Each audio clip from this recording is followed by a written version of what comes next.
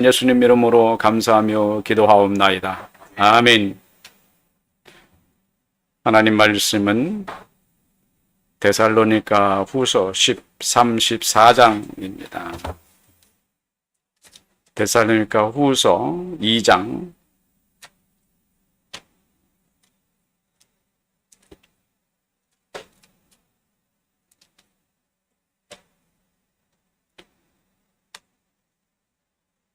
13절 14절 말씀입니다. 같이 합독하십시다. 주께서 사랑하시는 형제들아, 우리가 항상 너희에 관하여 마땅히 하나님께 감사할 것은 하나님이 처음부터 너희를 택하사 성령의 거룩하게 하심과 진리를 믿음으로 구원을 받게 하심이니, 이를 위하여 우리의 복음이 너희를 부르사 우리 주 예수 그리스도의 영광을 얻게 하려 하심이라. 아멘.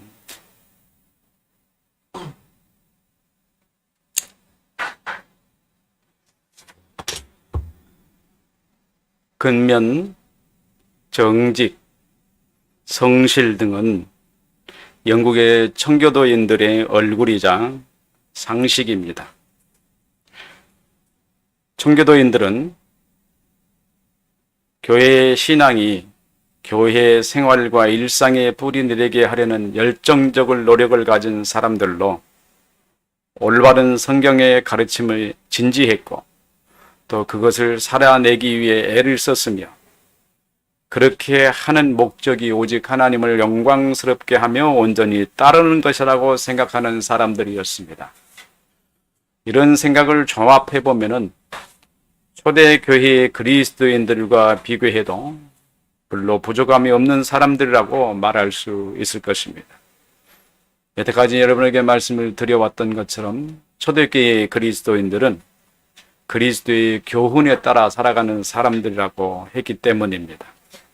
이들을 우리는 보수적이며 정직하며 근면하고 하나님과의 관계에 있어서 엄격하며 자본주의적인 의식을 가지고 세상 직업을 하나님의 소명에서 찾는 독특한 점과, 그리고 부를 축적하되 금욕적인 삶을 강조하고 마땅히 구원받은 사람으로서 믿지 않는 사람들을 도와야 한다는, 또 물질로 또는 마음으로 또는 베풀어야 한다는 생각을 버리지 않았습니다. 왜냐하면 구원받은 사람은 내세의 삶이 보장되어 있으나 현세에는 구원받지 못하는 사람들은 내세의 삶이 보장되어 있지 않기 때문에 현세에서라도 그들을 도와야 한다고 생각을 했었습니다. 한마디로 구원받지 못하는 사람을 위해서는 가능한 최선을 다해 봉사하는 것이 매우 중요하다는 일종의 하나님의 아들의 의식을 가진 사람들의 생각이었습니다. 그런데 19세기 초에 들어서 세계교회는 일대 혁명을 맞이합니다.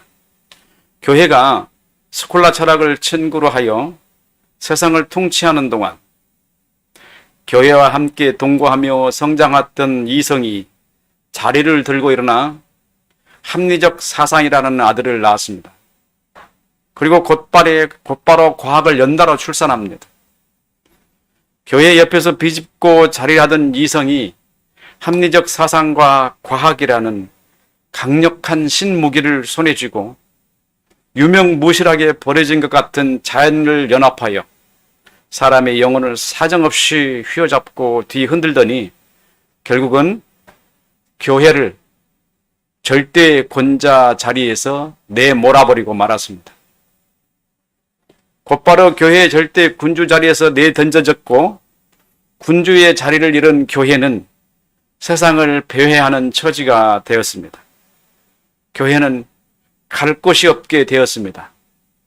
이를 불쌍하게 본 이성은 교회에게 체험을 선물했고, 교회는 간신히 체험을 붙들고 명맥을 유지하는 비천한 처지에 이르는 것 같았습니다.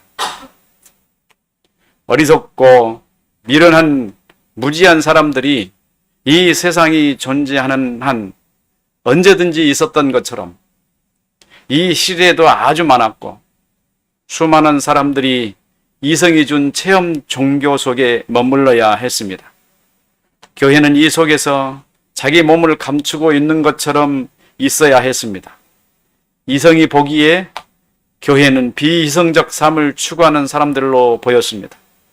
완전히 자신과 다른 삶을 추구하여 비합리적이고 이성적일 뿐만 아니라 플라톤의 동굴의 이념과 같은 이상을 추구하는 사람으로 취급받기에 이르렀습니다. 오른팔에 과학을, 왼팔에 합리주의 사고의 보좌를 받은 이성은 종교 속에 갇혀있던 지난 날들을 혐오스럽게 생각하고 이를 갈고 있었는지 철저한 복수를 하고 있습니다. 유럽을 집어삼킨 이성은 미국에 상륙하여 합리적 사고와 과학을 등에 업고 교회를 내동댕이 치는 현장이 미국이란 땅에서 적나라하게 보여지고 있었습니다. 사실 미국의 사상은 그리스도인이나 비그리스도인이나 구별하지 않고 청교도 신학을 바탕으로 하는 보수적 의식이 깊게 깔려 있었습니다. 여기에서는 말하는 절대 권위는 청교도인들이 말하는 하나님의 절대 주권이었습니다. 이 얘기에 반하여 사람들의 사고가 일어나기 시작한 것입니다. 다양한 책들이 출판되고 사람들이 비보수적인 책들을 읽으면서 점차 보수적 사상에서 해방을 맞는다고 생각을 했습니다. 인자하신 하나님은 이 절대 주권에 도전하는 인간들을 배려하시고 외면하시지 않았습니다. 그들이 일어나 하나님의 권위에 도전하고 있지만 간섭하시지 않고 마음 한구석에서 슬퍼하시기만 하셨습니다. 이러던 가운데 교회는 세속화로 방향을 틀었고 보수적 의식들은 점차 사람들의 의식에서 사라지기 시작했습니다. 결국 교회는 힘을 잃어버린 것처럼 보였고 세상에서 영향력을 잃어버린 것처럼 보였습니다. 하나님의 절대 주권의 사상을 대신하여 인간의 이성이 자리를 잡게 된 것처럼 보였습니다. 한간의 사람들은 교회가 영향력을 잃고 사람들이 세상에서 얼굴을 가리게 되었다고 생각하는 사람들이 많았습니다. 과연 계몽주의 시대 이후에 교회는 세상의 영향력을 잃어버렸을까요? 이런 문제를 제기하면서 답을 기대하는 사람들에게 뭐라고 말할까요? 아니, 뭐라고 변명할까요? 이렇게 고민하는 사람들이 있을지 모르지만은 저는 담대하게 말합니다. 실제로 교회는 계몽주의 이전이나 이후나 조금도 변경된 것이 없이 유지되고 있습니다. 다만 본래 그리스도인으로 소명받지 않은 사람들이 스스로 그리스도인인 것처럼 가입했다가 교회로부터 요구하는 기대를 충족하지 못하자 교회를 버리고 나간 것뿐이라고 저는 말합니다. 여러분들이 도르트 신경을 이해하고 알고 있다면 하나님의 교회가 세상으로부터 공격을 받아 피해 입는다는 생각은 결코 할 수 없을 것입니다.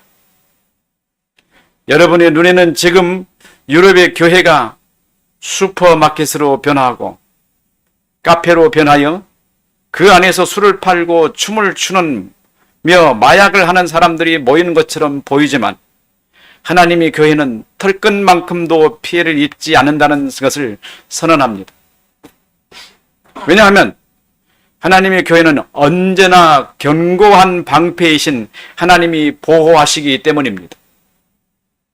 이단들이 활개를 치고 있지 않습니까? 조금도 두려워하지 마십시오. 수많은 우리 형제들이 잘못된 이단들에게 넘어가고 있지 않습니까? 진리의 지식으로 보면 하나님께서 부르시지 않았다는 것을 선언하시고 우리에게 흔들리지 말라고 조명하고 계십니다. 하나님께서 하나님의 백성을 털끝만큼도 공격당하도록 보고 계시지 않습니다. 하나님의 자녀들의 지성에는 하나님을 아는 지식이 그들을 지키고 있기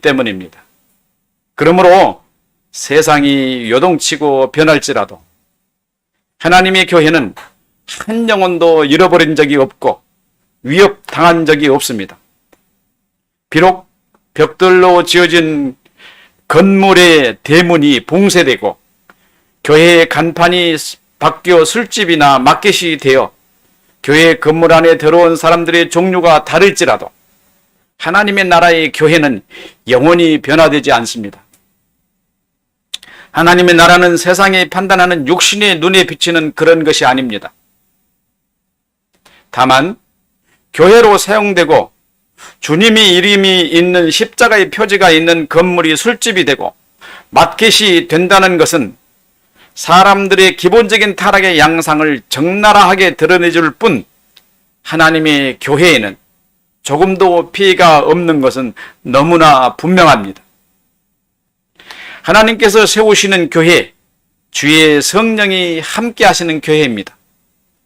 세상의 어떤 요동에도 미동하지 않은 견고한 교회, 바람이 세차게 분다고 바람에 흔들리지 않는 교회, 십자가에 죽으신 우리 주 예수 그리스도께서 머리가 되신 교회, 그 교회는 하나님께서 우리를 보호하시고 항상 안전하게 지켜주시는 교회입니다.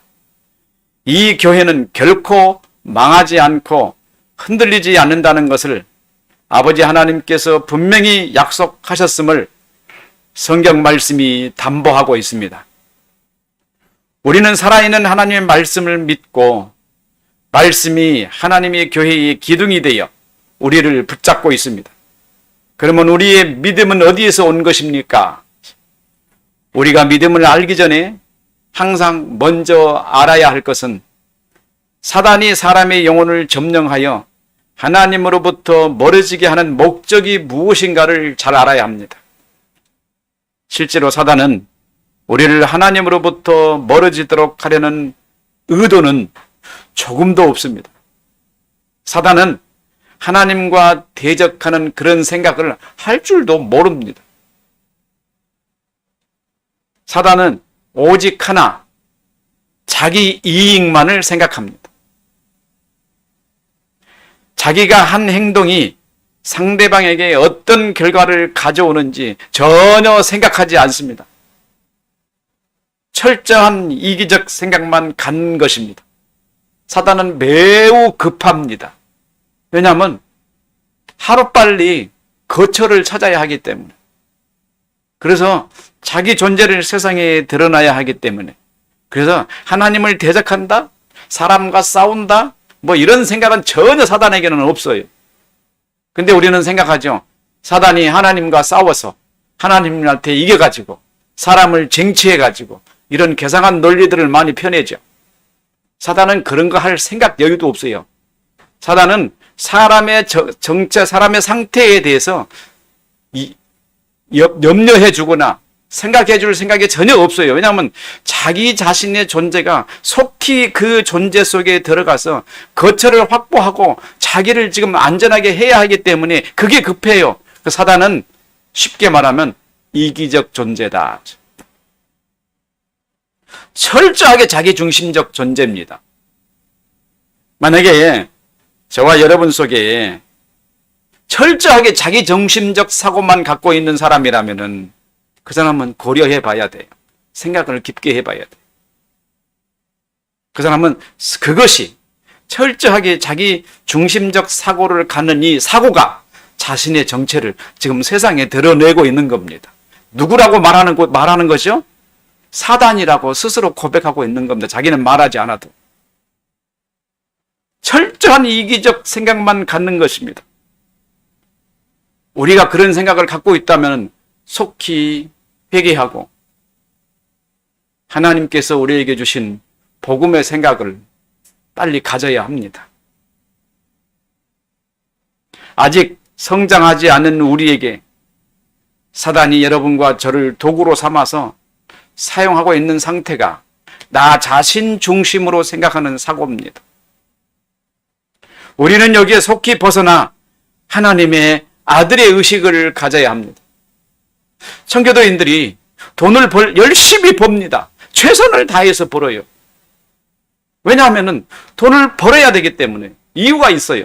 그리고 그 돈 번을 어디에 쓰느냐? 믿지 않는 사람들에게 돕고 그들을 위해서 쓴단 말이에요. 왜 그럴까? 그들이 믿지 않는 그들은 저 내세에 가면 얼마나 고통스러운 인생을 살 것입니까? 지금 청교도인들은 지금 저 사람들의 내세를 생각하고 있어요. 자기 중심의 생각이 아니었던 거예요. 그리스도인들은 사단이 가지고 있는 이기적 생각을 하지 않는 존재라는 겁니다. 다시 한번 사단의 행동을 파헤쳐 봅시다. 먼저 사단의 정체를 알아야 합니다. 사단은 무엇이며 어떻게 생겨야겠는지 파악해야 합니다. 그것을 알려면 사단은 어디서 시작했습니까? 어거스틴이 하나님의 백성으로 돌아와 회개에 이르기 전까지 만이교회에 심취했었습니다. 어거스틴은 고백록 제7권 플라톤주의의 영향이라는 챕터에서 하나님의 본성과 악에 대한 생각을 기록합니다. 어거스틴은 악이 어디서 왔는가? 그 근원에 대해서 궁구한 가운데 여러 가지 생각을 합니다. 첫 번째로, 악은 전혀 존재하지 않는 걸까? 왜 우리는 이 악을 두려워하며 무서워하는가? 악이 존재하지 않는다면은 우리가 두려워하는 것이 이상하잖아요? 없는데 왜 두려워하죠? 괜히 두려워한다고 한번 생각해 보겠어요. 그냥 악은 없는데 내 의식 속에서 그것을 두려워하는 거예요? 괜히 두려워한다고 한번 생각을 한번 해보자는 거예요. 어거스틴은 괜히 두려워하는 자신에게 있는 것, 두려움 자체가 악이라고 생각하기에 이릅니다. 아, 이게 악이구나. 두려워하는 것, 이게 악이야. 악은 존재하지 않는데 스스로 두려워하기 때문에 그것이 악이라는 것입니다. 왜? 그것이 까닭없이 고통과 두려움을 주고 있기 때문에 두려워하면서요, 자신에게 뭘 주고 있죠? 고통을 주고 있는 거예요. 두려움을 주고 있는 거예요. 그래서 이게 악이다. 존재하지 않는 것을 두려워할 필요가 없음에도 불구하고 두려워한다면 그것이 악이라는 것입니다. 우리 속에는 이런 경향이 아주 많이 있습니다. 여러분 삶 속에서 이런 경험을 아주 많이 할 것입니다. 잠이 깊이 들지 않는 상태에 있을 때 갑자기 몰려오는 두려움과 온몸이 굳어지는 느낌, 아마 이런 경험을 많이 하실 것입니다. 하나님을 모르는 사람들은 이것을 체험이라고 합니다. 이런 경험은 모든 사람들에게 있습니다. 습기가 머물러 있는 계곡에 들어가면은 우거진 숲들 사이에서 발을 들어 놓을 때 발에서는 안개가 올라오고 한 발 한 발 내딛는 발자국 소리는 지축을 뒤흔드는 요란한 소리처럼 들리는 그때 위협과 자신을 덮치려 하는 시커먼 그림자가 등 뒤에서 엄습합니다. 순간 뒤를 확 돌아다 보죠. 그 사이 등에는 어떤 일이 생깁니까? 땀이 비 오듯 쏟아지는 무서운 두려움을 느낄 겁니다. 그러나 그곳에서는 아무것도 없어요. 근데 혼자 그런 느낌을 갖는 겁니다. 어떤 것도 당신을 해할 존재가 없습니다. 물론 야수와 같은 짐승이 있을 수 있겠지요. 그러나 그런 짐승도 그곳에는 있지 않습니다. 왜냐하면 습기도 많고 으스시하고 숲이 우거져 있으면 짐승도 그곳에 가지 않아요. 두려움을 느끼기 때문에.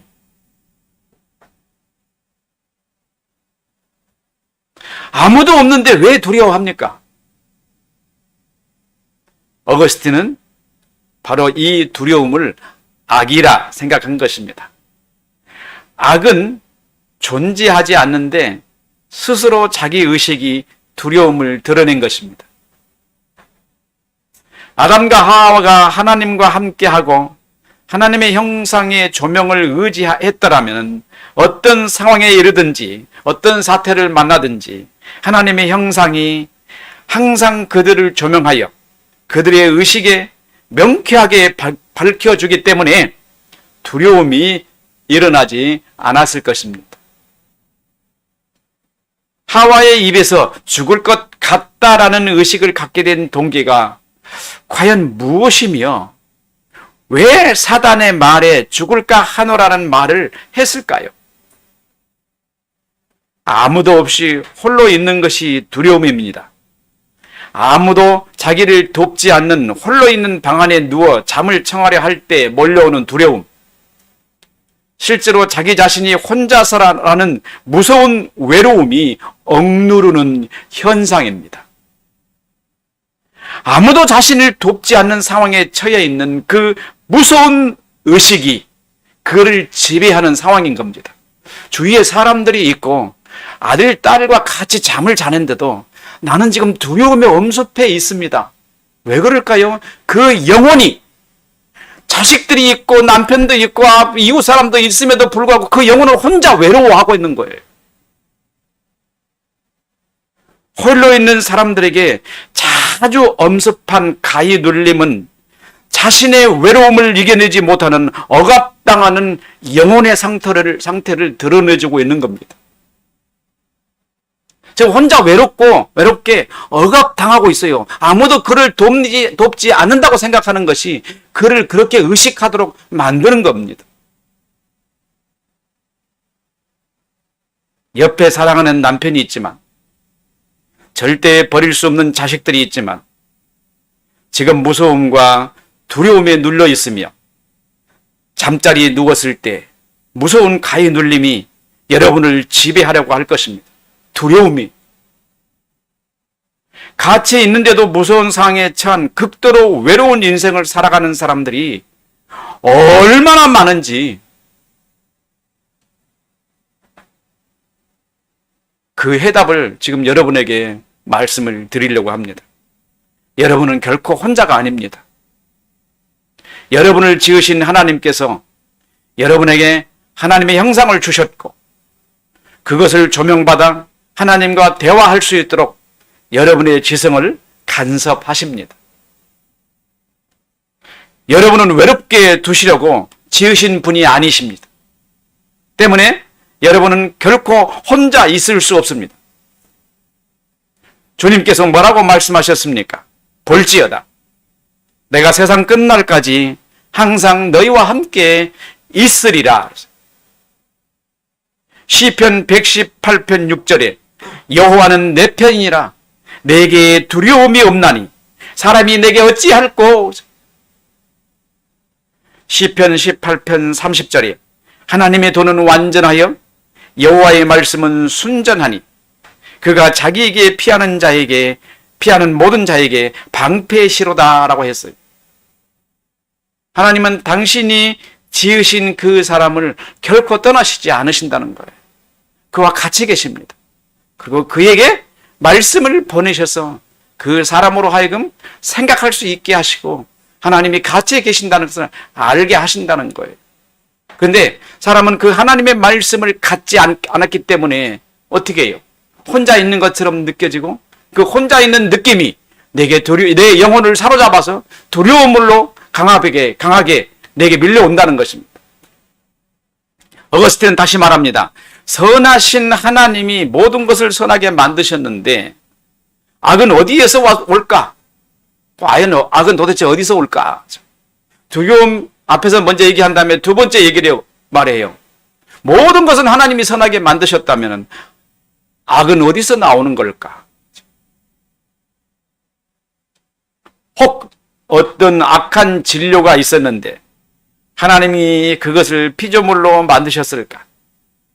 만약 그렇다면 하나님께서 악의 요소를 제거하시지 못하셨기 때문에 하나님은 전능자가 될 수 없습니다. 그래서 모든 것은 선하기 때문에 하나님이 지으신 선에게서는 악이 나올 수 없다라고 결론을 내려요. 여기까지 고민한 어거스틴은 악이 어디서 생겨나는지 그 답을 내지 못합니다. 아쉽죠? 그 위대한 스승이 악은 여기서 나왔어라고 말해주면 얼마나 좋겠어요. 우리가 그 말에 확신하고 정말 우리 신앙을 견고하게 할 수 있을 거 아니겠어요?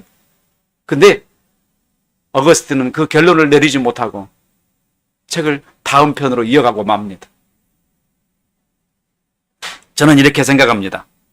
어거스틴에게 시원하게 답을 제공하시지 않는 이유를 후대 여러분 중에 누구에게 답을 알려주시라고 하셨을 것이라고는 생각합니다. 여러분 가운데 이 답을 알고 계신 분이 있습니다. 왜냐하면 여러분은 이 말씀을 이미 여러 번 들었기 때문입니다. 악은 본래 있는 것도 아니면 지음받아서 생겨난 것도 또한 스스로 생겨난 것도 아닙니다.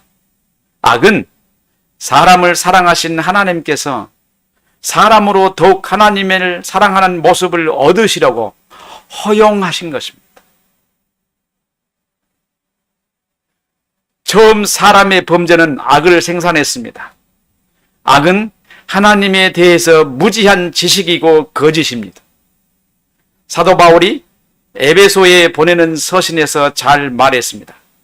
그러므로 내가 이것을 말하며 주 안에서 증언하노니 이제부터 너희는 이방인이 그 마음에 허망한 것으로 행한 같이 행하지 말라. 그들의 총명이 어두워지고 그들 가운데 있는 무지함과 그들의 마음이 굳어짐으로 말미암아 하나님의 생명에서 떠나 있도다. 악은 총명이 어두워지고 무지함 속에 있는 하나님의 생명으로부터 떠난 것입니다.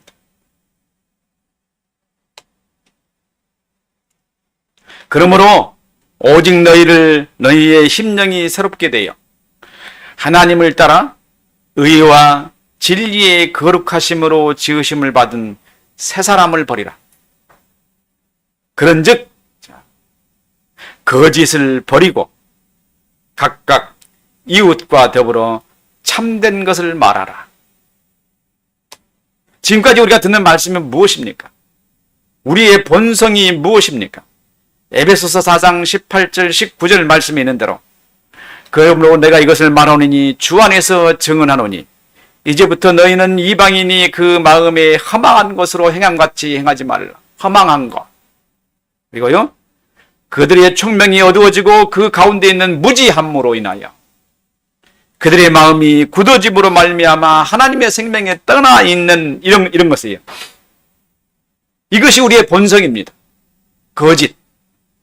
현재 거듭나기 이전에 우리의 본성 거짓입니다. 이 거짓 속에서 두려움이 생겨나고 악이 솟구치고 여러분들을 뒤엎어서 세상의 삶을 불행하게 만드는 것입니다. 이 거짓은 하와가 처음 사단에게 한 말이었고 사단은 이 거짓으로 우리를 점령하여 거짓 사람이 되게 했습니다. 그 결과 우리는 진리에 대해서 무지하고 어두운 상태가 되었고 진리신 하나님이 우리에게 말씀하셔도 우리는 알아들을 수 없으며 이해할 수 없는 사람이 되어 본질상 진노의 자녀가 되고 말았습니다. 하나님께서 부지런히 우리에게 사자들을 보내셔서 말씀을 주셨습니다. 우리는 알아듣지 못했습니다. 어쩌다가 알아들 수 있고 가까이 할 수 있는 친근감으로 만나 하나님의 말씀을 들으면 우리의 어리석음 때문에 진리의 말씀을 왜곡하여 진리대로 이해하지 못하고 거짓된 우리의 본성으로 해석하여 진리의 말씀을 왜곡되게 이해함으로 하나님의 뜻과는 전혀 다른 삶을 살았습니다. 이스라엘이 그랬습니다. 하나님께서 그들에게 말씀을 주셨으나 그들은 그 말씀을 왜곡하여 하나님을 자기 마음대로 생각했습니다.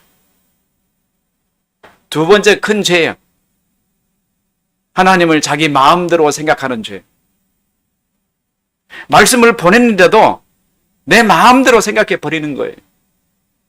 성경에 기록되는 말씀을 자기 마음대로 해석하고 신앙과 교리를 만들어낸다는 말입니다. 하나님이 감당할 수 없겠죠. 제 마음대로 해버리니까.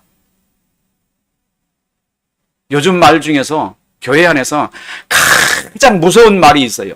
무슨 말인 줄 아십니까? 모든 사람들에게 공통적으로 동의하고 받아들이는 말인데요. 이런 말이에요. 굉장히 주의해서 사용해야 합니다. 절대 여러분들은 그런 말을 쓰시지 말라고 저는 당부합니다. 이 목사는 이렇게 해석하고 저 목사는 저렇게 해석하더라. 누구 말이 옳습니까? 옳은 말이 없어요. 절대 이 말 사용하지 말아야 돼요, 여러분들은. 그 말이 무슨 말이에요? 진리가 없다 이 말이에요. 그래서 내 생각 판단에 옳으면 그것이 신앙이고, 그게 어디서 온 줄 아십니까? 그게 믿음, 동의와 신뢰라는 말에서 그 뿌리에서 나오는 말이에요. 내가 동의하고 신뢰하면 그것이 옳은 거예요. 내가 옳은 것이 믿음이에요. 세상이 이렇게 변해버렸습니다. 이게 교회 사상에 그리스도인들에게 완전히 박혀 있습니다. 그래서 저 목사는 성경을 이렇게 해석하고 이 목사는 성경을 이렇게 해석하더라. 내 생각에는 이것이 옳은 것 같아. 판단을 내가 내리고 있잖아요. 교회가 이렇게 혼란스러워져 가고 있어요. 왜냐하면 이 목사는 이렇게 말하고 저 목사는 저렇게 말하기 때문에 성도가 혼란스러워진 겁니다. 해석을 각자 자기 마음대로 해버렸기 때문에 지금 전체 상황이 뭐가 왔죠? 혼란스러운 상황이 왔고 교회 전체 상황 속에서 진리가 사라져버렸어요. 무엇이 진리다라는 명확한 초점이 사라져버린 상태라는 거예요. 지금 상태를. 그래서 여러분들에게는 이 목사는 이런 말을 하고 저 목사는 저런 말을 하더라는 말을 하지 말라는 거예요. 또 그거를 생각하지 말라는 거예요. 오직 하나님만 바라보고 하나님이 내게 뭐라고 말씀하신지 들을 수 있는 사도 바울이 말하는 대로 말씀을 잘 가르치는 자의 말씀을 따라갈 줄 아는 사람들이 돼야 된다는 얘기예요. 이 목사가 이런 말씀하면은 저 말씀이 옳은 것 같고 저 목사가 저런 말을 하면은 저 목사가 옳은 것 같아요. 진리를 말했더니 내가 듣기에 아니 이 목사 말이 맞는 것 같아. 어느 날은 이 목사 말이 맞는 것 같아. 이게 신앙일까요, 이게? 이게 신앙이 아니라는 거예요. 여러분들은 평범하게 사용하고 있지만은 이게 교회의 혼란을 지금 가져왔다는 것을 스스로 드러내고 있는 상태라는 겁니다. 교회는 끝을 향해서 달려가고 있어요. 스스로 내 고백 속에서는 진리는 없어라는 고백이에요. 그 말이. 얼마나 무서운 시대가 왔는지 몰라요. 하나님께서 이스라엘 백성들에게 말씀을 주셨습니다. 그들은 그 말씀을 왜곡하여 자기 마음대로 생각했습니다. 그래서 주님께서 오셨을 때 그들에게 말씀하셨습니다. 요한복음 9장 41절에 차라리 소경되었으면 좋으려니와 너희가 본다고 하니 그저 죄가 있느니라 라고 말씀하셨어요. 얼마나 무서운 말이에요. 그들은 자기 마음대로 지금 성경을 해석하고 있었잖아요. 근데 자기 앞에 누가 계시죠? 진리이신 하나님이 서 계시는데 그들은 자기가 생각하는 성경에 따라서 그 진리이신 하나님을 보지 못하는 거예요. 뭐 때문에? 저들의 가르침 때문에. 잘못된 가르침에 속아서 그들의 눈이 어두워져 버린 겁니다. 그래서 차라리 본다고 하니 너희 죄가 그저 있느니라. 선지자의 말씀이 들리지 않습니까? 사도행전 28장 26절에 사도 바울이 로마 감옥에서 많은 사람들에게 복음을 전했습니다. 그들은 자유로운 몸이지만, 자유로운 몸은 아니지만 그래도 어느 정도 자유가 있었습니다. 수많은 사람들이 그에게 복음을 듣기 위해 몰려들었습니다. 그는 쉬지 않고 복음을 계속 전했습니다. 그의 말씀을 변명하며 그의 말씀을 변증해가며 예수가 하나님의 아들이라고 계속해서 말씀을 전했습니다. 그랬더니 어떤 사람들은 그 말을 믿고 어떤 사람은 믿지 않았습니다. 사도 바울이 그런 모습을 보고 이런 말을 합니다. 이 백성에게 가서 말하기를 너희가 듣기는 들어도 도무지 깨닫지 못하고 보기는 보아도 알지 못하는도다. 이 백성들의 마음이 우둔하여져서 그 귀로는 둔하게 듣고 그 눈은 감겼으니 이는 눈으로 보고 귀로 듣고 마음으로 깨달아 돌아오면 내가 고쳐줄까 함이라. 사도 바울이 마음이 말입니다. 얼마나 그가 청천벽력같이 무너졌습니까? 그렇게 확실한 복음을 그들에게 말했음에도 불구하고 그들은 그 말을 믿는 사람들이 있고 믿지 않는 사람들이 있었단 말이에요. 믿지 않는 사람들은 어떻게 했습니까? 계속 바울을 향하여 변증해 댔겠죠. 이 말이 옳다 저 말이 옳다 말하지 않았겠습니까? 바울은 계속해서 설명했습니다. 아니야, 예수가 하나님의 아들이야 라고 명확하게 설명했음에도 불구하고 그들은 그 말을 믿지 않고 돌아갔다 이 말이에요. 바울은 뒤에서 가슴을 치고 슬퍼옵니다. 선지자의 말을 인용하면서 이 백성들이 하나님의 말씀을 듣지 않으려고 몸부림치는 것 같은 모습을 보았을 때 얼마나 슬퍼했겠습니까? 백성들은 하나님의 말씀을 잘못 해석합니다. 이 말에 귀를 기울여야 돼요. 백성들은 하나님의 말씀을 잘못 해석해요. 왜 그럴까요? 자기 마음대로 해석하니까. 내 마음에 맞는 대로 성경을 해석하는 거예요. 내가 옳으면 옳은 거예요. 어디서 온 철학입니까? 동의와 신뢰요. 내가 보기에 합당하면 믿을만 하고 내가 보고 합당하지 않으면 못 믿는 거란 말이에요. 누가 예수를 믿는 겁니까? 내가 믿는 거 아니에요? 믿음을 뭐라고 그랬죠? 내 안에 들어온 복음의 지식이 반응하는 거라고. 내가 반응하는 것이 아니야. 내 안에 들어온 복음의 지식이 반응하는 겁니다.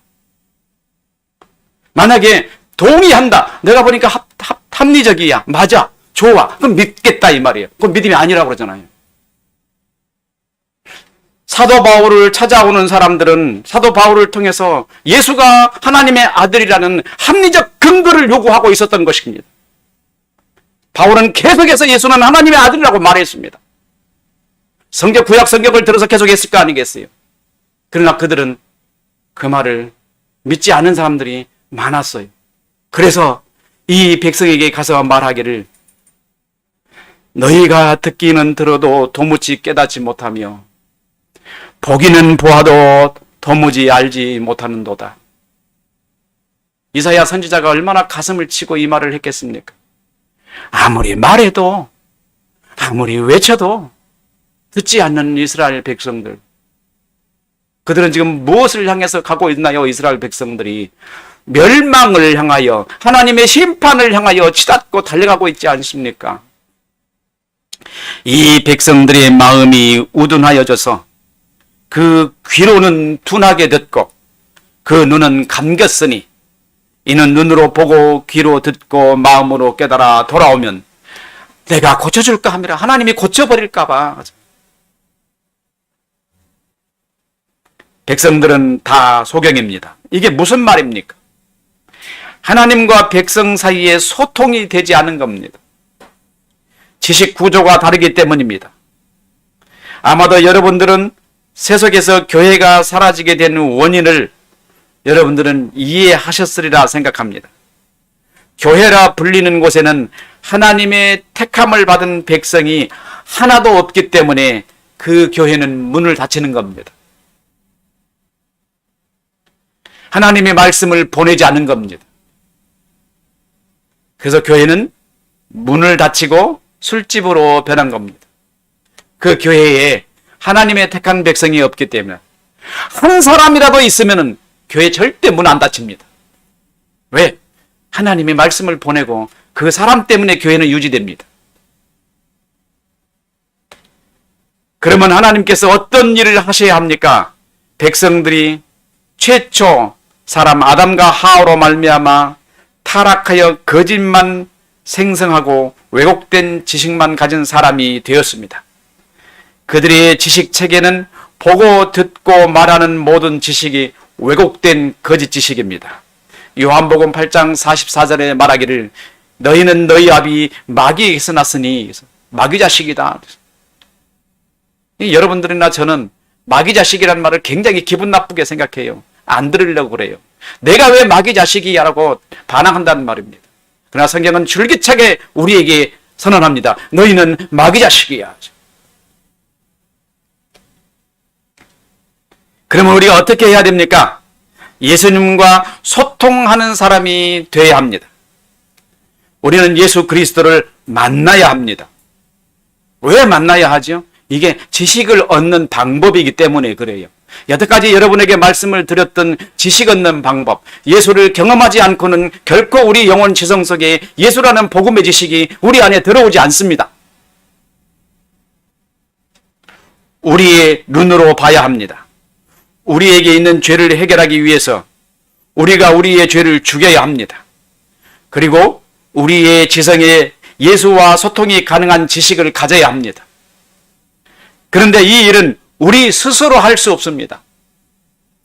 반드시 하나님 성형상이나 성령께서 우리의 지성에서 진리의 지식을 가지도록 조명해 주셔야만 하는 거예요. 우리 스스로 내가 알았다, 내가 깨달았다, 예수를 내가 만났다, 이거 다 거짓말이라는 거예요. 그리고 우리 죄가 사해졌음을 알려주시는 선언이 있어야 합니다. 그리고 그 지식을 가지고 확신할 수 있어야 합니다. 첫 번째, 예수를 만나야 되고, 예수에 대한 지식이 우리 영혼에 생성돼야 되고, 그 생성된 지식을 우리가 느끼고 감각함으로 확신해야 된다는 거예요. 예수 그리스도는 이 일을 위해서 우리에게 보내심을 받아 이 세상에 오셨습니다. 예수는 우리의 죄를 사하시려고 보냄받은 하나님의 어린 양입니다. 요한복음 1장 28절에 보면은 세상 죄를 지고 가는 하나님의 어린 양이라고 했습니다. 어린 양 하면 출애굽기를 상상할 수 있습니다. 출애굽에 애굽의 10번째 재앙이 일어나기 전입니다. 하나님께서는 애굽의 최후의 재앙을 내리실 것입니다. 출애굽기 11장에 나타난 재앙으로 애굽 건국 역사상 지금까지 없었던 전무후무한 큰 부르짖음이 있는 재앙입니다. 이 재앙은 애굽의 모든 장자가 죽임을 당하는 재앙입니다. 하나님께서는 이스라엘 백성에게 그 날을 위해 어린 양을 잡아 피를 받아서 문 임방에 바르고, 그리고 그 고기를 구워 먹고 아침까지 남겨두지 말고 남은 것을 불사르고, 여기서 이 명령을 잘 읽으셔야 돼요. 어린 양을 잡아 그 어린 양을 먹고, 그리고 남으면 불사르고. 예수께서 오셔서 너희가 내 살을 먹고 내 피를 마시는 자는 영생을 가졌고 마지막 날에 내가 그를 다시 살리리니라고 말씀하시자, 제자들 중에 여럿이 말하기를 이 말은 어렵도다, 누가 들을 수 있느냐 하고 예수를 떠나가고 말았습니다. 여러분, 복음은 쉽지 않습니다. 복음은 매우 어려워요. 복음은 인간의 이해로 이해할 수 없습니다. 복음은 성령께서 조명해 주셔야만 가능합니다. 예수님께서 당신이 살이요 음료라고 말씀하시면서 그 말씀을 하실 때 그 말씀을 들었던 많은 제자들 중에서 예수님을 떠나가는 사람들에게는 성령이 역사했다는 거예요? 안 했다는 거예요? 안 했다는 겁니다. 역사에 해줬지만 그들은 그 성령의 역사를 받지 못하는 사람들이었다는 거예요. 그래서 예수님의 말씀을 이해하지 못했던 거예요. 예수님의 어린 양이라는 사실을 그는 알지 못했습니다. 그래서 예수님을 떠나가 버렸어요. 그래서 예수님께서 제자들에게 말씀하시죠. 너희도 가려느냐?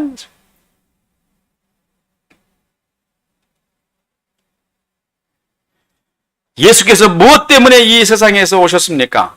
죄의 노예로 시달리고 있는 우리를 구원하시기 위해서 오신 것 아닌가요? 예수는 우리의 죄를 위해 죽으시고 우리가 죽어야 할 죽음을 위해 내어주심이 되셨습니다. 그의 죽음은 우리의 죽음이고 예수께서 죽으심으로 우리에게서 죽음이 떠나간 것입니다. 예수의 죽으심은 내 죄가 죽임인 것입니다. 이것이 이 모든 주제가 복음입니다. 예수께서 보냄을 받으셔서 우리를 위해서 대신 사시고 우리를 위해서 피 흘려 죽으신 다음에 그리고 돌아가시는, 우리 죄를 위해서 죽으시는 거, 이게 복음이라는 거예요. 복음은 예수님께서 친히 말씀하시기를 씨의 밭에, 마음밭에 뿌리는 씨앗이라고 그랬어요. 우리가 경험해야 할 하나님의 계시입니다. 사도는 이렇게 말합니다. 이를 위하여 우리의 복음으로 너희를 부르사. 오늘 저와 여러분이 읽을 말씀입니다. 이를 위하여 복음으로 너희를 부르사 우리 주 예수 그리스도의 영광을 얻게 하려 하심이라. 우리가 이 계시를 경험한다는 것은 두 가지 방법입니다. 첫째는 먼저는 직접 경험하는 것, 예수를 직접 보는 것입니다. 다음은 전도자를 통해서 듣고 경험하는 방법입니다. 직접 경험하는 것은 2000년 전에 제자들에게 완료되셨습니다. 이제는 직접 경험하는 일은 없습니다. 왜? 이미 다 경험했고 다 보여주셨기 때문에. 그러므로 이제는 성령의 역사로 전도자를 통해서 경험할 것입니다.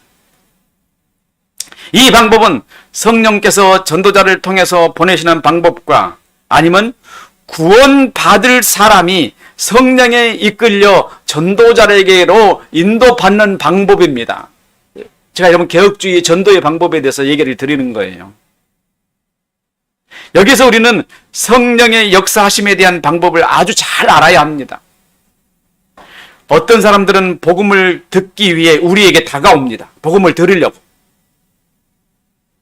우리가 어떤 사람을 만났다거나 다가가는데 갑자기 복음을 전하지 않으면 안 되는 상황에 이르는 경우, 내가 어떤 사람을 만났는데 갑자기 내 안에서 예수에 관한 이야기가 막 나오기 시작하고 그에게 복음을 전하기 시작합니다. 이게 어떤 현상이죠? 그 사람이 택한 사람이라는 거예요.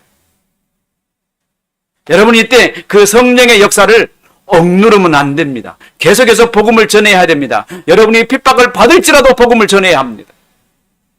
왜? 그 택한 받은 백성에게 지금 절대적으로 복음을 들어야 하는 상황에 놓여 있던 거예요. 그래서 하나님께서 여러분들에게 그를 만나게 하신 거란 말이에요. 성령에 직접 역사하고 있는 현장입니다. 우리는 이 두 가지 감각을 항상 주의 깊게 생각을 해야 됩니다. 굉장히 주의 깊게 생각해야 돼요. 민감해야 돼요. 이것에 대해서. 이 일은 전도자에게 내 안에요. 전도자, 내가 복음을 전하러 가는 사람을 말하는 거예요. 전도자에게 복음이 있을 경우 나타나는 현상이에요. 여러분에게 복음이 없으면 이 현상이 나타날까요? 안 나타날까요? 절대 안 나타납니다. 지금 우리에게 이런 현상이 나타나지 않았죠. 우리에게 복음이 없다는 증거입니다. 얼마나 불행한 사람이에요. 그러므로 우리에게 복음의 역사가 나타나지 않으면 우리는 항상 우리 믿음을 점검해 봐야 합니다. 복음이 우리에게 비춰지면 성령이 그곳에 함께 계시고 성령은 우리의 지성에 복음을 조명하여 우리의 지성이 복음을 가지도록 복음을 생성합니다. 그럼 우리는 복음을 가지고 있어요. 나는 복음의 사람이 된단 말이에요. 그럼 복음의 사람이 택한 사람을 만났을 때 역사를 할까요? 안 할까요? 성령이 역사하실 수밖에 없죠. 근데 우리는 이 지금 역사적 과정에 민감하지가 않습니다. 우리는 세속주의인 사람과 똑같아요. 복음이 역사함에도 불구하고 우리는 입을 꼭 다물고 성령이 역사하지 못하도록 하는 것 같아요. 다시 말하면 우리가 가지고 있는 복음이 정말로 우리가 복음의 사람으로 온전한 역사를 하지 않고 있다는 겁니다. 얼마나 하나님 앞에 부끄러운지 몰라요. 복음은 앞에서 말씀드린 예수 그리스도입니다. 예수 그리스도에는 복음을 전도자를 통해서 설명을 듣고 있는데 성령께서 조명하셔서 우리의 지성에 확고히 새겨주시는 것입니다. 이것을 복음을 경험한다고 말하는 거예요. 예수 그리스도는 선지자들에게 약속되셨고 동정녀 마리아를 통해서 사람의 모양으로 오셔서 33년 동안이나 고난을 당하시고 우리의 죄를 위하여 십자가의 모진 고통을 당하시고 장사 지냄을 당하셨습니다. 그러나 사흘 만에 부활하셔서 제자들에게 나타나셨고 부활 승천하시고 하나님의 보좌 우편에 앉아 계시는 것입니다. 그리고 다시 오실 겁니다. 이게 복음의 전체 내용입니다. 이 복음의 전체 내용을 잘 효과적으로 설명해서 택함 받은 사람에게 그 복음을 설명할 수 있어야 됩니다. 그러므로 이 전도자는 이 복음을 잘 설명하기 위해서 항상 연구하고 준비하는 사람이 되어야 합니다. 전도자는 따로 정해져 있지가 않아요. 교회에서 당신은 전도자 이렇게 못 박혀 있는 사람들이 아닙니다. 거듭난 사람은 다 전도자예요. 내가 거듭났다면은 전도자가 필연적으로 된다는 말이에요. 왜냐하면 내 안에 성령이 역사하시는 복음이 있기 때문이에요. 성령이 나를 들고 가서 택한 사람에게 복음을 전하게 할 거란 말이에요. 우리에게는 이런 역사가 나타나지 않는다는 거예요. 왜냐하면은 오랫동안 우리는 세속적인 그리스도의 신앙 속에 젖어 있었기 때문이에요. 여러분이 전할 것은 예수 그리스도인데 여러분의 지성에서 경험되지 않았다면 여러분 안에는 복음이 없습니다. 복음이 없다면 어떤 사람이죠? 내 안에 복음이 없어. 그럼 어떤 사람이에요? 얼마나 불행한 사람입니까? 예수를 아는 것과 경험하는 것 완전히 다릅니다. 예수를 아는 것은 거짓된 나도 예수를 알 수 있어요. 거짓된 본성으로도 예수를 알 수가 있어요. 그러나 예수를 경험하는 것은 거짓된 사람은 결코 경험할 수가 없어요. 왜? 성령께서 역사해 주시는 일이기 때문에.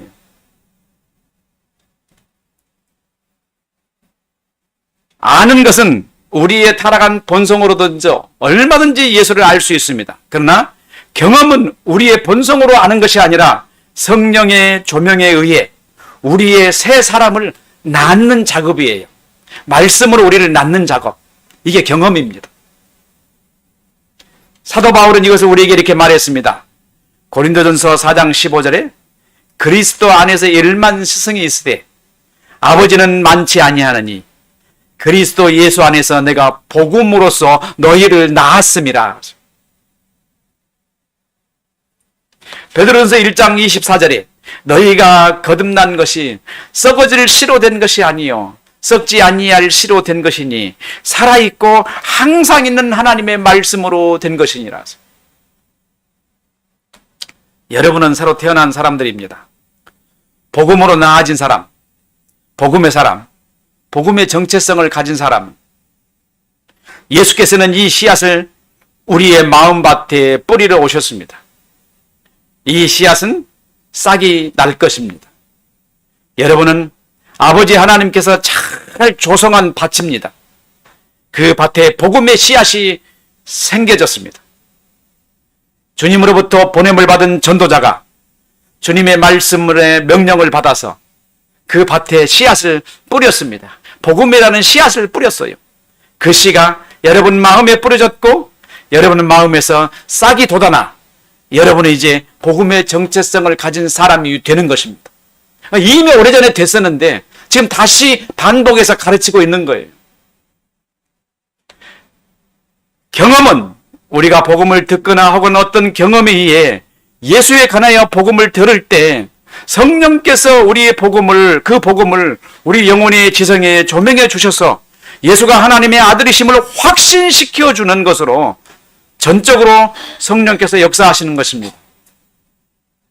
사도행전을 보십시오. 예수께서 제자들에게 당부하십니다. 너희는 몇 날이 못되어 성령을 선물로 받을 것이다. 그러나 오순절 날이 이르러 성령이 강림하셨습니다. 이 사건이 예루살렘에 알려졌고 이 장면을 보고 싶어 하는 사람들이 모여들었습니다. 성령이 역사하는 곳에, 말씀이 있는 곳에 뭐가 모여들어요? 사람들이 모여드는 거예요. 하나님이 그 사람을 보내시는 것입니다. 오늘 또 성령은 동일하게 역사하십니다. 복음이 있는 곳에 사람들이 옵니다. 이제 우리에게 복음이 충만해질 때가 됐습니다. 이제 사람들이 우리를 보게 될 것입니다. 그리고 한 사람씩 찾아올 것입니다. 성령께서 보내실 것이기 때문입니다. 그들이 와서 묻습니다. 형제들아, 우리가 어찌할꼬? 자, 이 말 다음에 제자들이 뭐라고 말합니까? 주 예수 그리스도를 믿으라. 그리하면 너와 내 집이 구원을 얻으리라. 몰려든 사람들에게 외치는 것입니다. 사람들이 이 복음을 들을 때 성령께서 그 마음밭에 심겨진 복음의 씨앗을 일으켜 싹이 나게 하는 것입니다. 이 싹은 하나님과 소통할 수 있는 지식입니다. 진리입니다. 이제 우리에게 이런 성령의 역사가 나타나기를 기원하면서 복음 안에 있는 여러분의 마음이 새 사람으로 거듭나는 축복이 넘치시기를 주님의 이름으로 기원합니다. 기도하겠습니다.